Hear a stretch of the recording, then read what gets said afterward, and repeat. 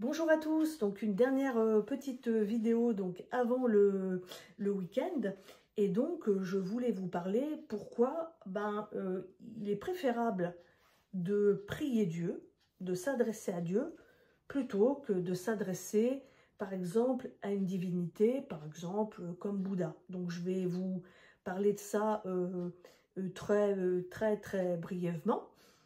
Eh bien, par exemple, si nous faisons la comparaison, nous pouvons donc constater que Bouddha, il est né, il a vécu et il est mort. Jésus, le Fils de Dieu, c'est-à-dire, pour être plus clair, Jésus, c'est en fait Dieu qui s'est incarné, qui s'est fait homme sur terre, est mort et ressuscité. Donc si on regarde par exemple la définition de l'incarnation, par exemple dans le dictionnaire ou sur internet, l'incarnation est le dogme chrétien selon lequel le Verbe divin, Dieu, s'est fait chair, la chair, homme, en Jésus-Christ. Voilà. Donc il y a un des deux qui est revenu à la vie et l'autre, en fait, qui est mort et qui attend, comme tous les morts, la résurrection, en fait. Puis le jugement et la condamnation pour ceux qui ne sont pas en Christ. Malheureusement, c'est ce qui se produit. Le jugement de Dieu et la condamnation, c'est-à-dire la perdition éternelle, c'est-à-dire l'enfer. Voilà. Donc, Jésus est ressuscité. Donc, vous pouvez voir le verset, donc, si vous avez une Bible chez vous à la maison, dans Acte 10, verset 40. Et la différence, par exemple, avec Bouddha, c'est que Bouddha n'a fait aucun, en fait, miracle. Alors que Jésus, quand il était sur terre, eh bien, Jésus a fait beaucoup de miracles. Il a guéri des aveugles, des paralytiques, il a transformé l'eau en vin. Et en fait, ça, ce que je vous dis, ce sont que quelques miracles parmi une foule que Jésus a pu faire, en fait. Et Dieu peut répondre à vos prières. Alors que Bouddha, que l'on peut considérer comme un Dieu mort, puisque Dieu, il est bien vivant, Jésus est vivant. C'est-à-dire, vous pouvez parler à Jésus. Si vous parlez à Jésus, il va vous répondre. Il va vous répondre. Mais par contre, un Dieu mort ne va pas pouvoir vous répondre. C'est comme si, par exemple, vous essayez, par exemple, de parler avec quelqu'un, malheureusement, qui est décédé. Une personne décédée, vous vous approchez, par exemple, de la personne, vous essayez de lui parler, eh bien, la personne ne va pas pouvoir, malheureusement, vous répondre. Si vous lui demandez « ça va », elle ne pourra pas vous dire si ça va pas, puisqu'elle n'est plus, en fait.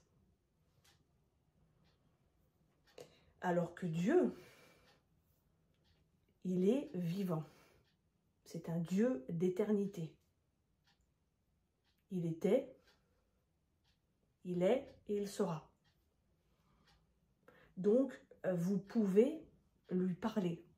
Vous pouvez communiquer avec lui et vous attendre à une réponse. Puisque Dieu est vivant. Donc, il a la capacité de communiquer avec vous, d'intercéder et de faire des choses pour vous. Et donc, pour continuer, en fait, il n'y a qu'un seul chemin. C'est en fait Jésus. C'est le pont entre Dieu et nous. C'est le pont de la réconciliation entre Dieu et nous. Donc ça, si vous voulez, il y a une histoire par rapport à ça, c'est par rapport à Adam et Ève. Peut-être que je serai amenée peut-être à vous l'expliquer. L'histoire de la chute. Peut-être que vous avez peut-être entendu parler de ça. Et donc, il y a un seul chemin, c'est Jésus, qui est le chemin, la vérité et la vie. Donc ça, c'est marqué, si vous voulez vérifier, dans Jean 14, verset 6. Et donc, pour finir cette petite vidéo, je vais vous lire un petit texte donc, qui peut appuyer en fait le titre de ce petit message. Donc j'ai pris donc ce petit texte dans la Bible en version, parce qu'il y a plusieurs versions dans la Bible, et la version qui s'appelle Parole de vie. Donc c'est 1 Roi, verset 20 à 40, où il est question de Baal, B-A-A-L. Alors, d'abord, je vais vous définir qui est Baal. C'est le dieu de l'orage dans la religion cananéenne et mésopotamienne. Et il va finir par devenir aussi le dieu de la guerre. Et Baal avait, si je puis dire, des adeptes, entre parenthèses, des aficionados, on peut peut-être dire ça. Il y avait les prophètes de Baal. Et donc, je vais vous lire ce texte et vous allez comprendre le message, en fin de compte, le titre de mon message, qui veut dire que, pourquoi prier Dieu et pas quelqu'un d'autre? Donc, je vais vous lire ça tout de suite. Élie et les prophètes de Baal sur le mont Carmel. Le roi Akab réunit tous les Israélites et il rassemble les prophètes sur le mont Carmel. Élie s'avance devant tout le peuple et dit : « Jusqu'à quand est-ce que vous allez danser tantôt pour l'un, tantôt pour l'autre ? Si c'est le Seigneur qui est Dieu, adorez le Seigneur. Si c'est Baal qui est Dieu, adorez Baal. » Mais dans le peuple, personne ne lui répond. Élie continue : « Moi, je suis le seul prophète du Seigneur qui reste. Les prophètes de Baal, eux, sont 450. Amenez-nous 2 taureaux pour le sacrifice. » Les prophètes de Baal vont en choisir un. Ils le découperont et ils le placeront sur du bois, mais sans allumer le feu. Moi, je ferai la même chose avec l'autre taureau. Je le placerai sur le bois, mais je n'allumerai pas le feu. Ensuite, ils prirent leur Dieu, et moi, je prierai le Seigneur. Celui qui répondra aux prières en allumant le feu, c'est lui qui est Dieu. Tout le peuple répond : nous sommes d'accord. Alors Élie dit au prophète de Baal : choisissez un taureau et préparez-le. Vous êtes les plus nombreux, c'est à vous de commencer. Ensuite, priez votre Dieu, mais n'allumez pas le feu. Les prophètes de Baal prennent le taureau qu'Élie leur donne, et ils le préparent pour le sacrifice. Puis, ils prirent Baal depuis le matin jusqu'à midi. Ils disent : Baal, réponds-nous, et ils dansent autour de l'autel qu'ils ont fabriqué. Mais ils ne reçoivent aucune réponse. Alors, vers midi, Élie se moque d'eux en disant : criez plus fort, c'est un Dieu.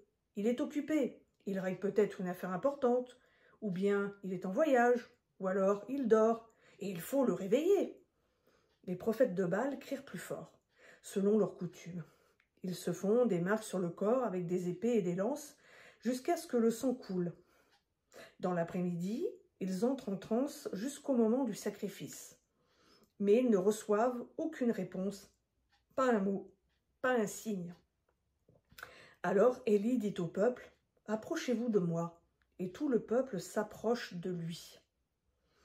Élie répare l'autel du Seigneur qui a été détruit. Il prend 12 pierres parce que les fils de Jacob ont donné naissance à 12 tribus. C'est à Jacob que le Seigneur a dit, « Maintenant, tu t'appelleras Israël. » Avec ces pierres, Élie reconstruit un autel au Seigneur, puis il creuse tout autour un fossé qui peut contenir à peu près 30 litres d'eau. Élie met du bois sur l'autel, il découpe le taureau et place les morceaux sur le bois. Ensuite, il donne cet ordre à ceux qui sont là, « Remplissez 4 seaux d'eau et versez-les sur la viande et sur le bois. » Ils obéissent.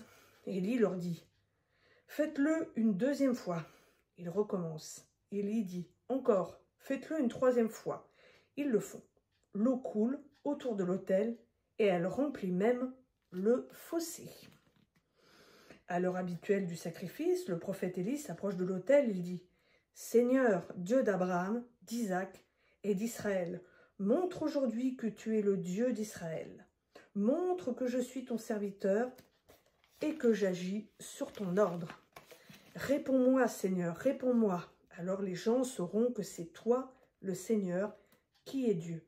Et ainsi, tu ramèneras leur cœur vers toi. » Le Seigneur fait donc descendre du feu qui brûle le sacrifice, le bois, les pierres et la poussière. Le feu avale aussi l'eau du fossé. Quand les Israélites voient cela, tous se mettent à genoux, le front contre le sol, et ils disent, « C'est le Seigneur qui est Dieu. C'est le Seigneur qui est Dieu. » Élie leur dit, « Saisissez les prophètes de Baal. Aucun ne doit fuir. » Les gens les saisissent tous. Élie les fait descendre au bord du torrent de Kishon, et là, il les fait tous tuer. Donc voilà, donc ça nous prouve bien que, en fait, Baal est un dieu mort, en fait, un faux dieu, et qu'il ne peut pas, en fait, entendre les prières. Il ne peut pas répondre aux prières. Il ne peut pas sauver.